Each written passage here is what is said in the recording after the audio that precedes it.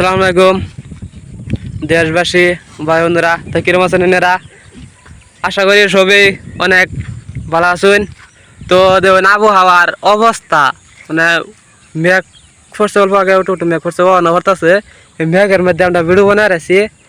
আর জানি তো একটা ভিডিও বানিয়ে নিতে কতনি কষ্ট মেঘের মধ্যে, যে আমিও তো বহুত কষ্ট, একটা ভিডিও বানানি বহুত কষ্ট মেঘের মধ্যে ভিডিও বানাইতেছি। আর এই যে আঙ্গর স্যার এই যে ঘুমাইতেছে, ঘুমাইতেছে।